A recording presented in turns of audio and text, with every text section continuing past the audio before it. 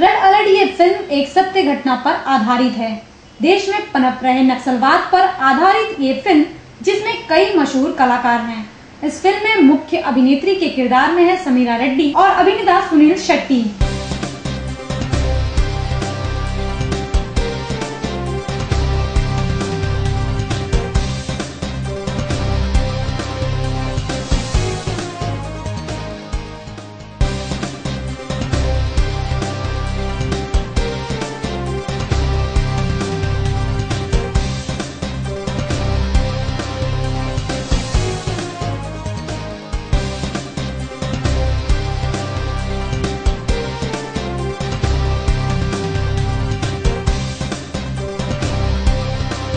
Red alert के बारे में जब अभिनेत्री समीरा रेड्डी से पूछा गया तो उन्होंने कुछ यूं कहा। रेड अलर्ट एक ऐसी फिल्म है जो नक्सलाइट मूवमेंट जो है हमारे देश में, it focuses on that, it shows the problems and the issues they face. बहुत ही I think this is a topic that we need to really talk about, और red alert focuses on that. Red alert में मैं I play the role of Lakshmi. Lakshmi is a very सीधी girl. She is very simple. और one day she is raped by the police. और the Naxalites find her and the way they take her in, और वो Naxalite बनती है. It's her journey of how she turns from a simple girl to gun उठा के वो लोगों को मारती है, लेकिन एक रीज़न है, एक महत्व है, एक इंस्टिगेशन है। और लक्ष्मी का हर character in this film shows that हर नक्सलाइट या टेररिस्ट या हर किसी का एक रीजंस होते रहते हैं क्योंकि वो लोग भी करते हैं। आई थिंक ये बहुत ही सेंसिटिव इशू है, इसलिए I don't really speak much, I can't speak much on that. I can't say कि हम इस फिल्म से किसी का साइड ले रहे हैं। ये नहीं कि हम नक्सलाइट्स के साइड ले रहे हैं या हम गवर्नमेंट के तौर पे हम बोल सकते हैं कि दे आर रॉन्ग और हु इज़ राइट, लेकिन हम सिर्फ ये कहते हैं कि वायलेंस का कोई जस्टिफिकेशन नहीं है, और we are here to just educate these people और से कि ये हादसे हो रहे हैं। We need the government to wake up and do something about it, and not just kill all the time to show कि to prove a point, because I think कि देश में अभी बहुत सारे as I said, we call it it is the wrongdoings,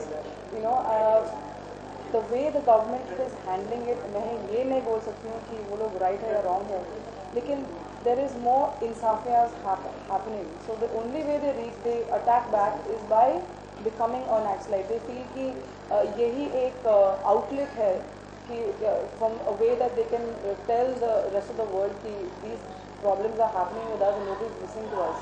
So it is wrong that somewhere they feel कि यही एक तरीका है जिस तरह से वो लोगों को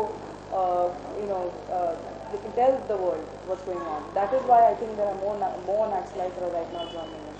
See, Red Alert की जैसी फिल्म ये it's a very hard hitting film. So I'm not saying कि the masses are going to like it, but I'm sure they will understand कि एक अलग सा एक स्टोरी है. It's the most important thing is it's a story. It's not songs or dancing, और ये सिर्फ एक स्टार्ट टू फिनिश एक वेरी हार्ड हिटिंग स्टोरी है, काफ़ी डीप ग्लैम है, और इसलिए बाहर गांव में whether you say the Stuttgart film festival या the New York film festival, they want the directors division awards, Sunil को बेस्ट एक्टर अवार्ड मिला है अब्रॉड. तो आई थिंक अगर फॉरेन मार्केट में अप्रिशिएट की, I feel that somewhere may be the our select Indian masses will also like it.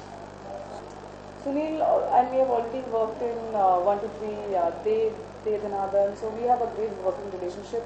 He's very easy to work with. लेकिन इस role, I think for him was the most important role because it was a very focused. The whole film is focused on him and his character, or it is a true story, and the character is based on a true story. So it was great working with him. It was just a lot of hard work for all of us. नहीं, मैंने आज तक किसी Naxalite से I have not met them, and I don't know how I'd react if I met them, लेकिन नहीं, I have not met them. Anand जी एक बहुत ही intense director है, और I like the fact that this was his idea completely. It is a very strong, hard-hitting subject जो आज तक किसी ने actually focus नहीं किया उस पर, and I like that. I like the fact that he's taken a true story and turned it into a film. Film red alert के डायरेक्टर अनंत महादेवन ने देश में फैल रहे नक्सलवाद को पैर पसारते देख ये फिल्म बनाई है। फिल्म रेड अलर्ट और कलाकार सुनील शेट्टी के बारे में विस्तार से उन्होंने जानकारी दी। सर, ये पिक्चर जो है, इस पिक्चर में जब आप जाएंगे, आप बैठ के देखना शुरू करोगे तो आपको लगेगा नहीं ये पिक्चर उस किस्म की। You enjoy the picture. आप पिक्चर अंदर क्रॉस कर जाओगे तो पिक्चर तो घुस जाओगे। ये तो मेरा अपना है, और जहां पर मैं नहीं बोल रहा हूँ, बल्कि जितने लोगों मैंने दिखाई है उसमें मीडिया है और दूसरे कंट्रीज के लोग हैं, अगर उन्होंने ताली मारी है, खुश हुए हैं। कल मैंने पाटिल साहब को पिक्चर दिखाई, आला पाटिल साहब को, वो बहुत खुश थे। जॉइंट कमिश्नर पुलिस बॉम्बे को दिखाई, he was very happy. So they all said this the picture of police. Actually वो बनते भी कैसे, कई बार कैसे जबरदस्ती बनाए जाते हैं, कई बार कोई अपने हालात की वजह से बनते हैं। सुनील शेट्टी की कहानी एक यही कहानी है कि वो एक बहुत गरीब परिवार का आदमी है और अपने बच्चों को पढ़ाई के लिए वो कहीं जाकर नौकरी करना शुरू होता है, खाना बनाता है, और वहां पर उसको पता लगता है जहां बीच में फंस गया हूँ वो नक्सल्स। उसके बाद में ये सारी कहानी होती है कि वो वहां कैसे निकलते हैं, क्या करते हैं, उसके लिए नक्सल्स की क्या प्रॉब्लम है, गवर्नमेंट की क्या प्रॉब्लम है। दैट ये 100% उसकी डिमांड थी। तो जैसे सबसे पहले हम लोगों ने सुनील से बात की, सुनील को समझे बहुत अच्छा लगा। सुनील क्यों लिया? क्योंकि ये जो कहानी हमारी पिक्चर की है वो आंध्र प्रदेश है, और सुनील शेट्टी को देखने के बाद आपको लगता है कि this man belongs to Andhra Pradesh. Shooting के हिसाब से, कैरेक्टर के हिसाब से सुनील शेट्टी जैसा आदमी कोई दूसरा हो नहीं सकता था इस रोल के लिए।